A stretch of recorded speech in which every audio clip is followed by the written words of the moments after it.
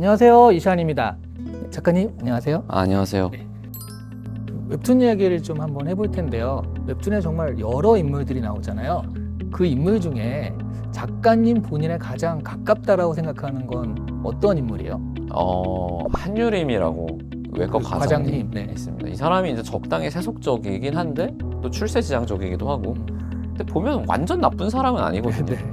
또 백가영 같은 사람이 옆에 있어가지고 이 일을 하자라고 하면은 뻔히 나한테 손해가 될 걸 알면서도 끌려가기도 하고, 또 좀 입체적인 인물이라고 저는 생각을 해요.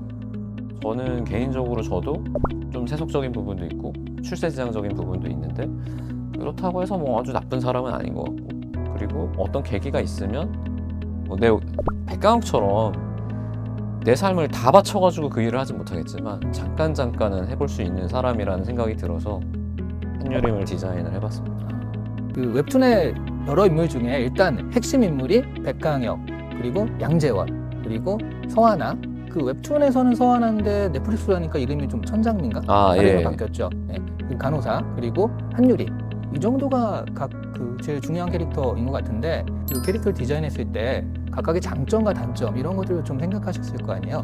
그 캐릭터의 장점과 단점을 좀 뽑아주시면 어떨까요? 특히 백강혁 같은 경우에는 이제 결핍을 먼저 생각을 하고 만든 캐릭터긴 해요. 그래서 그거를 모두 뒤엎을 수 있는 능력을 줬는데, 그래서 백강혁은 능력이나 사명감도 초인적인 수준에 다다른 사람이죠. 그러니까 백강혁이 업무적인 판단을 했다. 그러니까 예를 들어서 의학적인 판단을 했다. 그러면 아래에 있는 사람들은 그걸 무조건 따르면 돼요. 이건 100% 오를 거니까, 내지는 100% 우리가 내릴 수 있는 판단보다는 더 우월할 테니까. 이런 사람이 있으면 일할 때 굉장히 편하겠죠. 특히 이런 사람이 위에 있으면 내가 따르는 사람으로서 이 리더를 무조건 따르기만 하면 우리는 업무 성과를 내는 거잖아요. 근데 이제 너무 독선적인 부분이 있죠. 남의 의견을 좀 듣지 않고, 왜냐면 내가 무조건 오를 것 같으니까 나만의 길을 걸어간다는 것이 단점인데, 만약에 백강혁이 이제 뭐 교수님이 이끌고 있는 팀에 신입으로 들어왔다라고 하면 대단히 곤란한 신입이 될 가능성이 높죠. 양재원은 능력도 괜찮은데 이 사람의 가장 큰 특징은 되게 부드러운 사람이에요.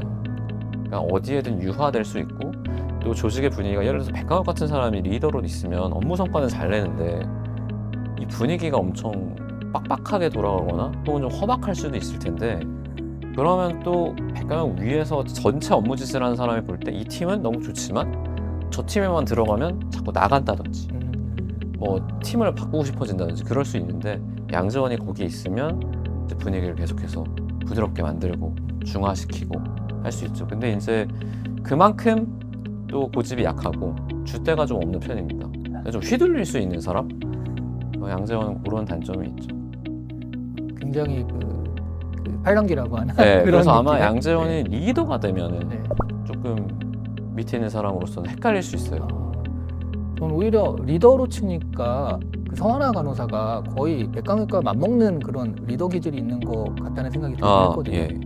그러니까 서하나는 기본적으로 유일하게 백강혁한테 맞설 수 있고, 백강혁이 아닌 뭔가 내가 봤을 때 이상한 일을 할 때 아닌 건 아니라고 할 수 있는 사람인데, 그러니까 실제로 대부분의 조직에 이렇게 편입을 해보면은 독지적인 리더한테도 아닌 건 아니다 라고 말을 할 수 있는 사람이죠. 그러니까 조직이 누가 봐도 이상한 길로 가고 있어, 잘못된 길로 갈 때 이거를 말릴 수 있는 사람이죠.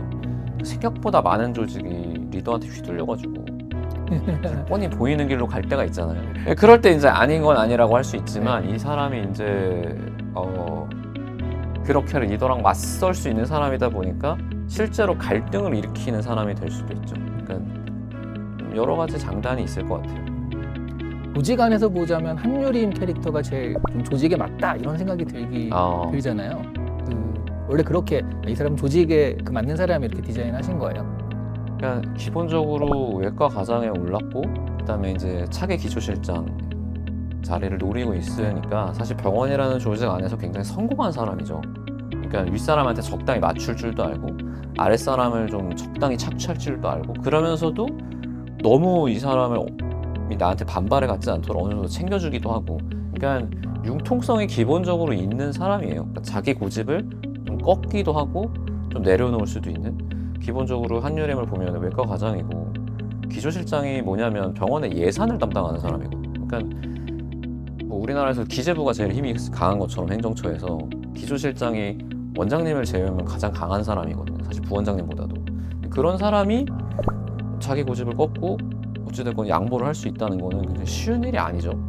근데 또 그런 사람 특징이 어지간한 일이 아니고서는 고집 꺾진 않습니다, 사실.